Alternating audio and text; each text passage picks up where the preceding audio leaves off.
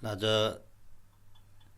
जनवरी 6 तारिक 2024मा यहाँनिर युकेमा मेरो बाबा आमाले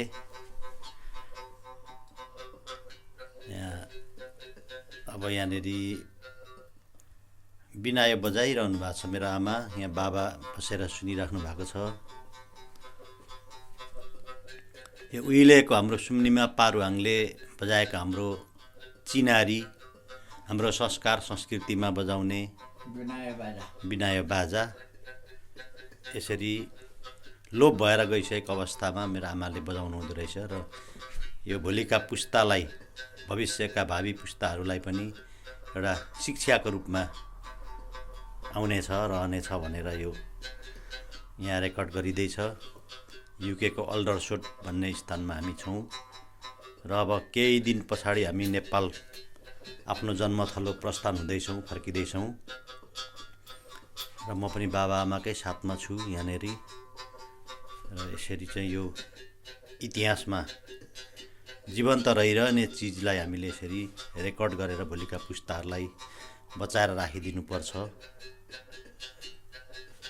त्यसैले आज आमाले बजाउँदै हुनुहुन्छ। अहिले मेरो बाबा आमाको उमेर 83 वर्ष 84 वर्ष पुग्नु भएको छ। बाबा 84 वर्षमा, आमा 83 वर्षमा हुनुहुन्छ र यहाँनिर 7-8 वर्ष बस्नुभयो युकेमा। 8 वर्ष पश्चात, अब 8 वर्षको बसाइ पश्चात अब हामी घर जाँदैछौँ। यहाँको अलिकति जाडो मौसमले गर्दा बुढाबुढीहरूलाई अलिकति समस्या हुने भएको हुनाले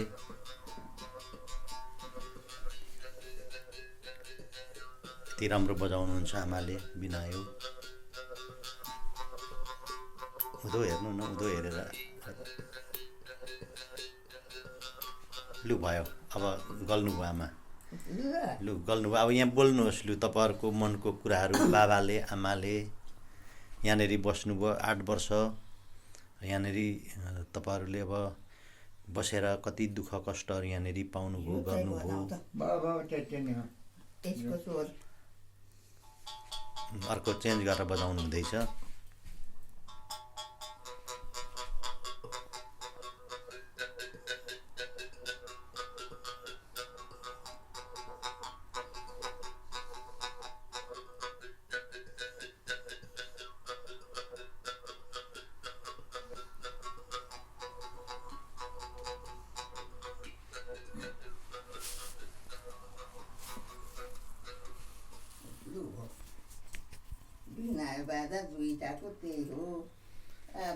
अब बजाउनु भयो। अब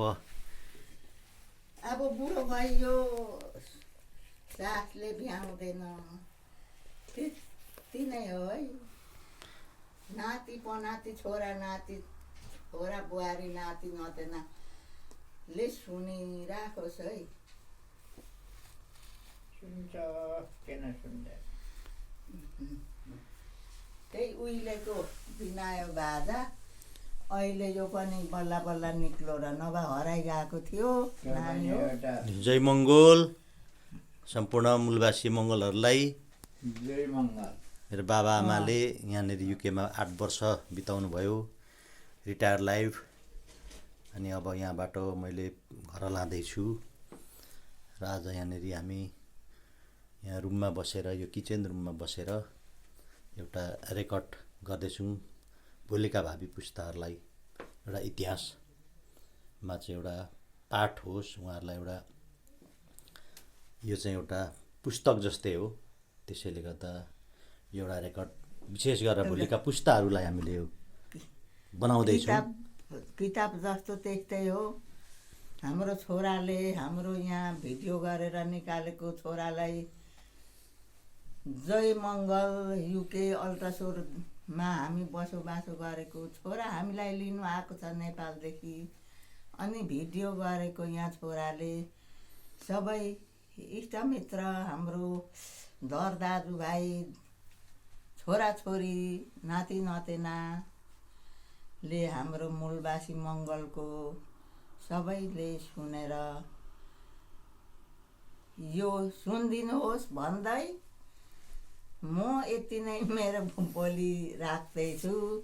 अनि मूलवासी 8 वर्ष बस्नुभयो यहाँनिर। 8 जय वर्षको मङ्गल। बसाइमा तपाईँहरूले कति दुःख कष्टहरू भोग्नुभयो, के समस्या पर्यो, त्यसको बारेमा बाबाले अलिकति भनिदिनुहोस् न यहाँनिर।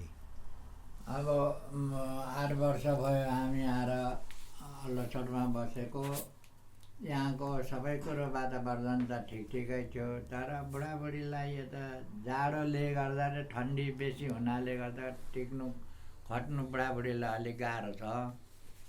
त्यस कारणले हामी अब यति वर्ष बिताइसकेपछि हामी घर फर्किँदैछौँ, आफ्नै थारथलसमा वापस हुँदैछौँ।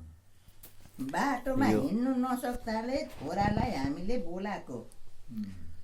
मेरो अब 84 वर्षको बाबा र 83 वर्षको आमा, हामी उहाँहरूको सन्तानहरू हामी 5 भाइ 1 बहिनी हामी थियौँ जम्मा, र 1 भाइ जेठा चाहिँ अहिले हामीसँग हुनुहुन्न यो धरतीमा, र अरू हामी 4 भाइ 1 बहिनी हामी जीवितै छौँ। र यहाँ बाबा आमाको साथमा छु म अहिले। 3 भाइ घरमा हुनुहुन्छ। सबै चिरञ्जीवी हुन्, छोरा बुहारी भन्दै आशीर्वाद हामी दिँदैछौँ। यहाँ युकेमा बसोबासो गरेर अब आफ्नै घर हामी फर्किँदैछौँ, आफ्नो जन्मभूमि। फर्किँदैछौँ।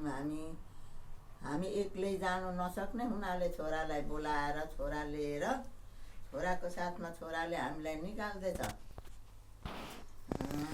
लामो यात्रा भएर हामी आफै हिँड्नु नसक्ने, चिन्नु नसक्ने भएर हामीले छोरालाई बोलाएको।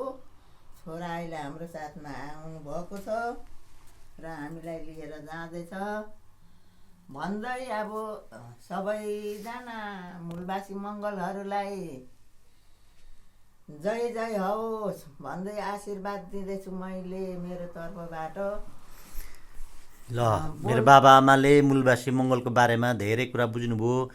युग पुरुष डाक्टर गोपाल गुरुङको एउटा दर्शनले गर्दा हामी सबैको आँखा खुलेको कुरा महसुस गर्नुभयो र मलाई सपोर्ट गरिराख्नु भएको छ। म मूलवासी मङ्गलको हक अधिकारको निमित्त देश स्वतन्त्रता गराउने लडाइँमा म लागेको छु र मेरो बाबा आमाको पूर्ण समर्थन छ, उहाँहरूकै साथ र सहयोग पाइरहेको छु। त्यसै गरी देशभरिका मूलवासी मङ्गल दाजुभाइ दिदीबहिनीहरूले मलाई साथ सहयोग सपोर्ट गरिराख्नु भएको छ, उहाँहरूको म सम्मान गर्छु, कदर गर्छु।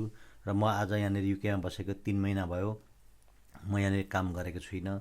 म यसरी नै बाबा आमासँग बस्दै यहाँका मूलवासी मङ्गोल गोर्खाजको सन्तानहरूलाई पनि मैले पढाउने कामहरू गरिरहेको छु, सिकाउने कामहरू गरिरहेको छु, र उहाँहरूबाट एउटा पोजिटिभ एउटा मलाई चाहिँ समर्थनहरू आइरहेको छ।